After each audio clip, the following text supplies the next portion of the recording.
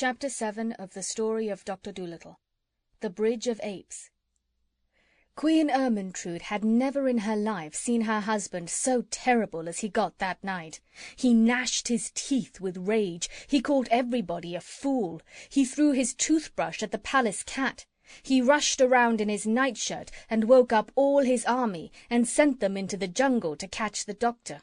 Then he made all his servants go too, his cooks and his gardeners and his barber and Prince Bumpo's tutor. Even the Queen, who was tired from dancing in a pair of tight shoes, was packed off to help the soldiers in their search. All this time the doctor and his animals were running through the forest towards the land of the monkeys as fast as they could go. Gub-Gub, with his short legs, soon got tired, and the doctor had to carry him, which made it pretty hard when they had the trunk and the handbag with them as well. The king of the Jolliginki thought it would be easy for his army to find them, because the doctor was in a strange land and would not know his way. But he was wrong, because the monkey Chee-Chee knew all the paths through the jungle, better even than the king's men did.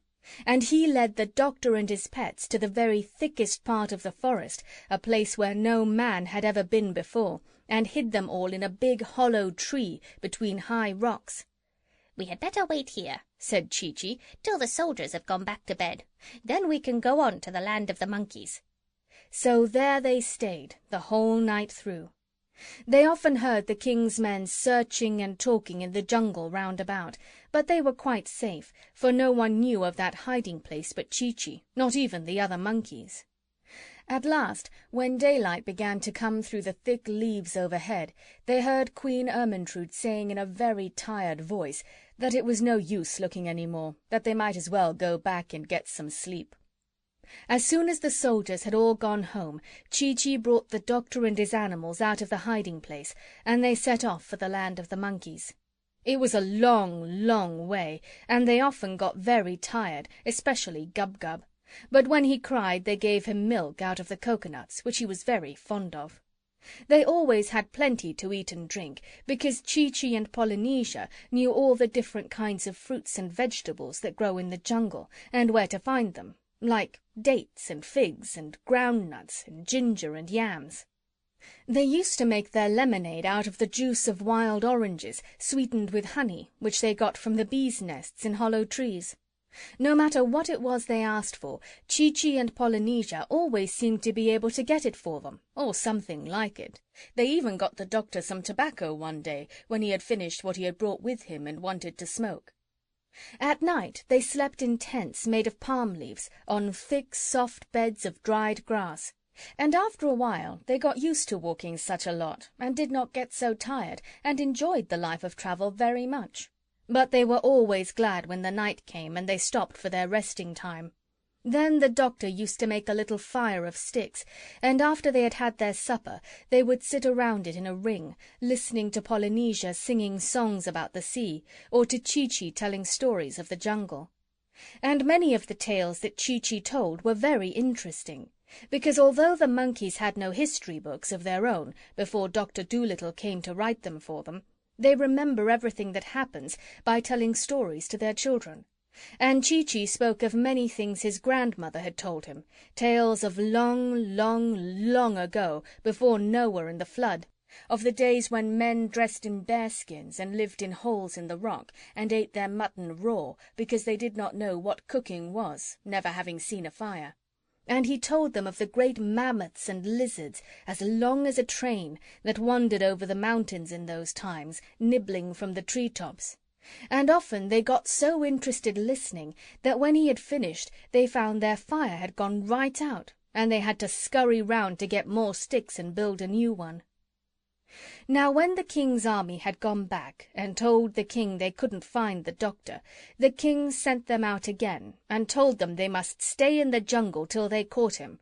So all this time, while the doctor and his animals were going along towards the land of the monkeys, thinking themselves quite safe, they were still being followed by the king's men. If Chee-Chee had known this, he would most likely have hidden them again, but he didn't know it. One day Chee-Chee climbed up a high rock and looked out over the tree-tops. and when he came down, he said they were now quite close to the land of the monkeys, and would soon be there. And that same evening, sure enough, they saw Chi-Chi's cousin and a lot of other monkeys who had not yet got sick, sitting in the trees by the edge of a swamp, looking and waiting for them. And when they saw the famous doctor really come, these monkeys made a tremendous noise, cheering and waving leaves and swinging out of the branches to greet them. They wanted to carry his bag and his trunk and everything he had, and one of the bigger ones even carried Gub-Gub, who had got tired again. Then 2 of them rushed on in front to tell the sick monkeys that the great doctor had come at last. But the king's men, who were still following, had heard the noise of the monkeys cheering, and they at last knew where the doctor was, and hastened on to catch him. The big monkey carrying Gub-Gub was coming along behind slowly, and he saw the captain of the army sneaking through the trees, so he hurried after the doctor and told him to run. Then they all ran harder than they had ever run in their lives, and the king's men, coming after them, began to run too, and the captain ran hardest of all. Then the doctor tripped over his medicine bag and fell down in the mud, and the captain thought he would surely catch him this time. But the captain had very long ears, though his hair was very short, and as he sprang forward to take hold of the doctor, one of his ears caught fast in a tree, and the rest of the army had to stop and help him. By this time the doctor had picked himself up, and on they went again, running and running, and Chi-Chi shouted, "It's all right. We haven't far to go now."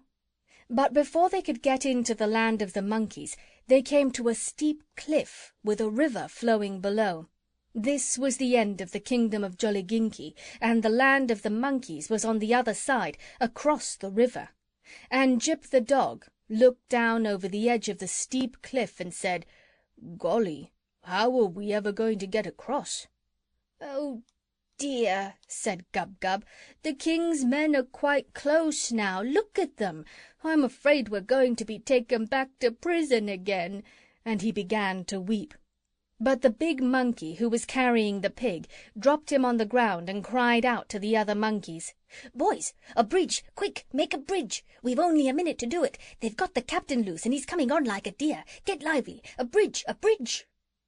The doctor began to wonder what they were going to make a bridge out of, and he gazed around to see if they had any boards hidden any place. But when he looked back at the cliff, there, hanging across the river, was a bridge all ready for him, made of living monkeys. For while his back was turned, the monkeys, quick as a flash, had made themselves into a bridge just by holding hands and feet. And the big one shouted to the doctor, walk over, all of you, hurry!" Gub-Gub was a bit scared, walking on such a narrow bridge at that dizzy height above the river, but he got over all right, and so did all of them. John Dolittle was the last to cross, and just as he was getting to the other side, the king's men came rushing up to the edge of the cliff. Then they shook their fists and yelled with rage, for they saw they were too late. The doctor and all his animals were safe in the land of the monkeys, and the bridge was pulled across to the other side. Then Chi-Chi turned to the doctor and said, "Many great explorers and grey-bearded naturalists have lain long weeks hidden in the jungle waiting to see the monkeys do that trick, but we never let a white man get a glimpse of it before. You are the first to see the famous Bridge of Apes." And the doctor felt very pleased. End of chapter 7.